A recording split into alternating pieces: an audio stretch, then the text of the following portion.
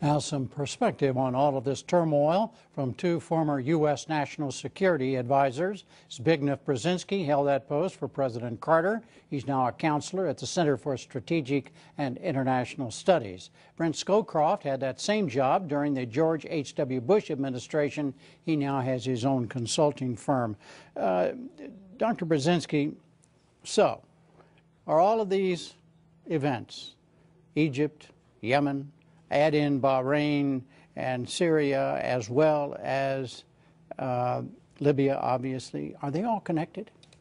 They are, of course, all connected in a way, but also, of course, each of them has its own independent dimension. Still, I think we're dealing with a phenomenon which, if not handled correctly, can either plunge the region into increasing violence, disarray, or alternatively, after a period of time, begins to settle and evolve and stabilize. So how we play it, and how our friends play it, and how the international community plays it, and ultimately also how the Arab League plays it, is absolutely critically important. Would you come down on this, General Scowcroft, as to whether or not this is all part of one loosely connected revolution? I think it's part of one loosely connected revolution in this sense, that what we're seeing now is the impact of globalization in terms of communication. Because now the world is politicized. For most of our history, the average man didn't know what was going on in anything other than his own village, and he didn't care much. Now, everybody's within eyesight of a TV or earshot of a radio. They hear what's going on. Or one of those little... That's right, whatever, and they're activated by it.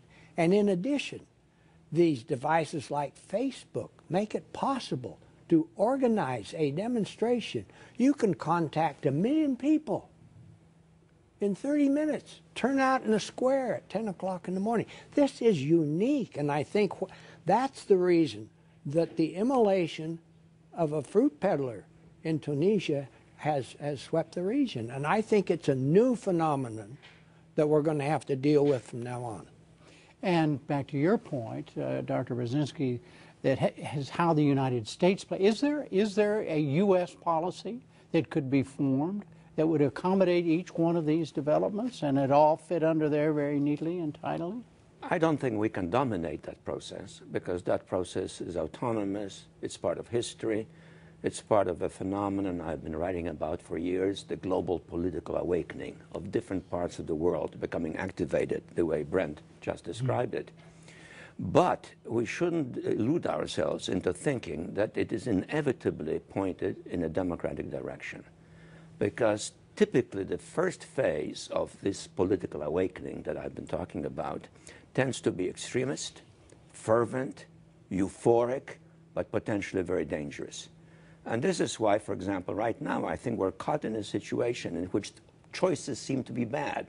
But in my mind, at least, one is worse than the other. If we didn't react, for example, to what Gaddafi was about to do in Benghazi and elsewhere, we might have precipitated a situation in which others elsewhere, in places at play, would act similarly. So we had to make a difficult choice. It came slowly. It still isn't clearly articulated. I'm somewhat in agreement with Senator Lugar, who today talked about the need for a clearer statement of our goals, but I think we're pointed in the right direction. You agree? Pointed in the right direction? I'm not sure we are, no. I think we know... You mean we're talking about intervening militarily in Libya, correct? Yes, yes. We know little about the opposition in most of these places. One thing that is clear, that they are unified on getting rid of the leadership in most of these places. What's not clear is what they represent afterwards. And as Big said, frequently the aftermath of throwing out the old bad guys is a period of turmoil, and the success of the introduction of the toughest elements who know how to run a society. And that's one of the things that we have to be concerned about. Well, what about the other side of the coin? To sit back and have done nothing while people were slaughtered in Benghazi, say? Okay. Everywhere that there are people killed, the United States needs to intervene. How about Zimbabwe? You know, you have the same kind of circumstances. I think the pressures were great. Gaddafi is a man that's easy to hate and so on. But this is not the only place there's violence in the region. There's violence in Yemen, violence in Bahrain. Do we follow the same thing, that we're going to protect the protesters at any cost? That's the question, is it not? Well, obviously, if you can't intervene everywhere, you don't conclude that you interfere nowhere. You have to make a judgment. What are the circumstances?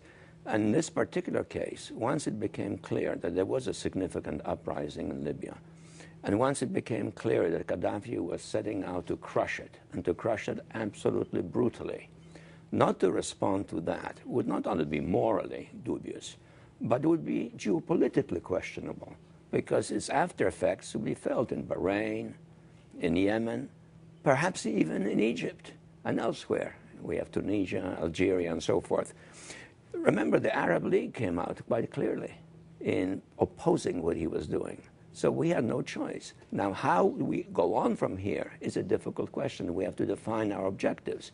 My own gut feeling is that now that we're engaged, we have to make certain that the outcome is not a divided Libya, it's not a civil war, nor is it an entrenched, fierce and revengeful Gaddafi in power. Is that your point, General Scowcroft, that we can't make sure of all those things? We can't make sure of them. And first of all, we are not unified about what we're about. We, the British and the French, have described it somewhat differently. The Germans abstained on the UN resolution. The Italians have gone back and forth on whether they would let their air bases be used. The Turks have grave reservations. And even the Arab League, who called for intervention, called for us to intervene, not them to intervene. And even within the Arab League, the problem is there is no unity on what it is we're trying to do. Are we trying to protect civilians? Are we trying to throw out Gaddafi? Are we going to end up owning Libya like we own Iraq, like we own Afghanistan? Is it going to be our problem? What about your communications issue turned the other way?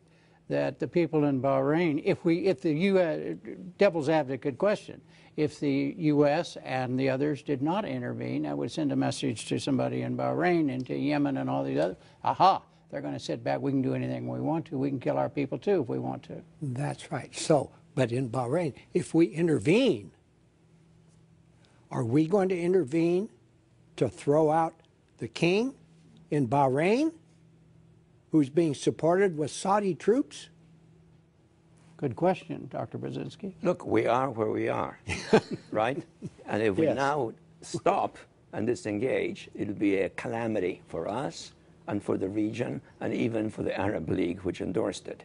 So now we have to ask ourselves very seriously, what Lugar was asking this afternoon. What are our objectives? And in my judgment, that objective has to be an outcome which permits in Libya a free political choice under the sponsorship, hopefully, of the Arab League and also the United Nations, a situation in which Gaddafi is no longer a serious player, perhaps through the degradation of his armed forces and at the same time surreptitious approaches to the Libyan military. We can split his military because many of his generals must be concerned that they're about to lose an army, and create a situation which in the end looks like a success for us and for the wider principles that we're trying to promote. At this stage, to turn back and simply to say this is a terrible mistake, we shouldn't have done it, would be a disaster. So the dice have been rolled. Well, clearly they have been rolled. They were rolled several days ago when the military action started. They were rolled even a few days earlier when there was a vote by the United Nations, which seemed to authorize several things at the same time, giving those who were prepared to act an enormous degree of latitude. And perhaps that, in part, is some of the source of the confusion. Do you agree, General, that, like it or not, opposed to it as policy as you are, that right now there's no choice but to move on?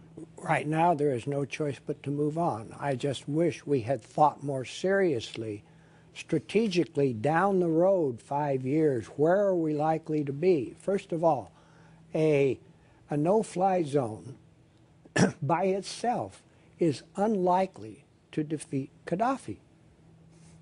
Our Director of National Intelligence said, even in light of a no-fly zone, he's likely to win. That means we're going to have to do something else.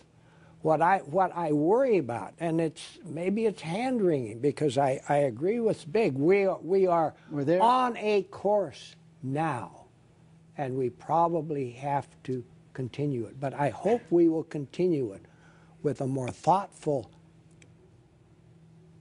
view of all the other things that may happen as we go down this course. Gentlemen, thank you very much.